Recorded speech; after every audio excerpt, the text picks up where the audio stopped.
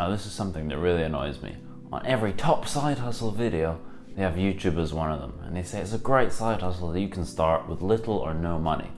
And in my opinion, that's just not true. Today I'm going to go through the real cost of starting a YouTube channel. Welcome to my channel, my name is Lucas. I make videos about investing, making money, saving money, and other fun stuff like that. So if that interests you, then consider subscribing. But today we're talking about how much it costs to get a basic setup to start a YouTube channel.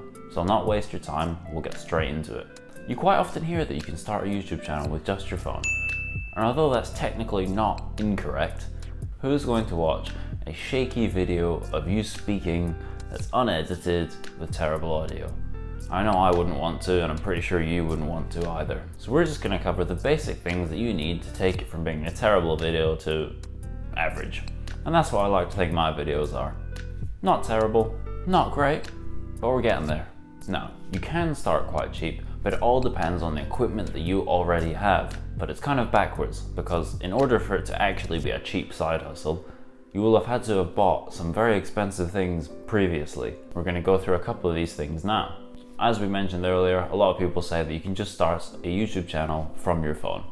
And in order to do that, you will need a phone that can record in decent quality footage. So I'm lucky enough to have a phone which records in 4K, so that's what I use for my videos and what I still currently use. However, obviously not everyone is lucky enough to have that. Some people may not have a phone, they may have a phone but it doesn't record in high enough quality, or like myself, you might actually just be struggling with the storage on your phone and trying to figure that out. So there's various barriers here, but not everyone is going to be able to record videos from their phone. In which case, the next cheapest option is probably just to buy a camera rather than upgrading to a new expensive phone. However, if it's something you feel like you would use anyway, then yeah, perhaps upgrading to a better phone might work. But I'm guessing for a 4K shooting camera, it's probably going to set you back £400 plus, maybe even 500 depending on how good you want it to be. But either way, that is really still quite expensive, and it's something that a lot of people just assume you have, but not everyone has it. Next thing you need is a mic. Although the footage quality on iPhones are pretty good, the audio, not great, not so much. And it's pretty well known that if you have bad audio, you're going to really struggle to keep viewers engaged and watching your video. So you need to get a mic, and that's exactly what I did. I managed to get a mic, a lapel mic, this one here, and along with an adapter to plug it into my phone and an extension cable so that I could sit further away from the tripod. And that all came to around 15 to 20 pounds, including these adapters. So not cheap by any means, but you can definitely pay a lot more for a mic. Next, you need a tripod or somewhere to put your phone. Now, you can try and make your own tripod with some books or a table of books on top of it. It all depends around what you've got around you. But luckily, we actually already had a tripod, but if I was to buy one, which I probably would if I didn't have one, it's going to set you back around £25. Again, quite expensive, and it's starting to add up. Next is lighting. Now this one's probably last on the priority list, especially if you have good natural lighting. My lighting here is alright, but at home it can be a bit dodgy. So I have quite a small ring light, which I think costs just around a £5 or maybe slightly more. So it's not expensive, but it can just help with lighting when it's slightly darker or you don't have great natural light. But of course I needed a tripod to put that ring light on so that it can actually cast light onto me. And so for that, I just bought a mini tripod mount that actually came with a phone mount as well, which I could put on my tripod. And then I just attached the ring light to the tripod instead. So that cost around £10 as well. So if we add all that up, we've spent around £60 on an extremely basic setup that can still produce pretty terrible quality videos if you don't know what you're doing, like myself. And that's assuming that you did have a phone that you could use to film on.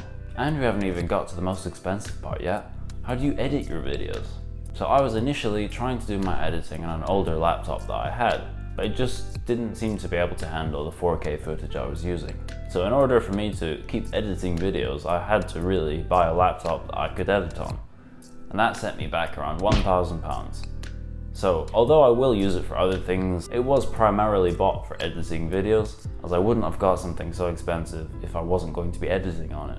So unless you already have a pretty good PC or laptop, then this is going to be by far your biggest expense. Next, we need some editing software to edit our video.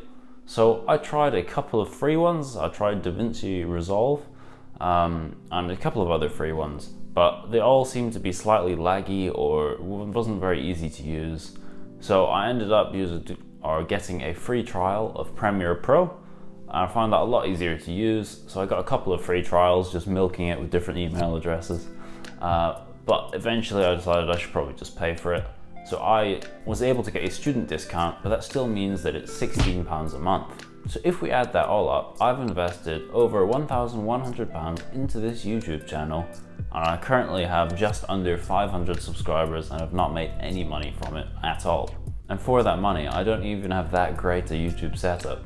Part of that is obviously my inability to know what I'm doing, but you can see that it can really start to add up how much you need to spend in order to get a high quality YouTube setup. And in my total, I didn't even include my phone, which is what I film on. So if you didn't have that, you slap another 500 on that.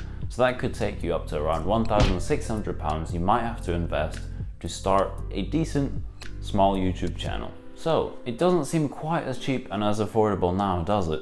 And for people that are still in school, they're perhaps 16, 17, 18, or they're at university, and especially those who haven't worked before, or they haven't been able to work in the summers, or haven't had a full-time job, then to be able to drop £1,000, maybe £1,600 on this YouTube side hustle is simply not feasible for a lot of people. Yes, it is an investment, and over time, if you stick at it, then hopefully you will make your money back.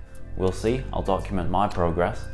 But it is a large amount of money that you have to put down at first. So overall, yes, technically starting a YouTube channel can be cheap.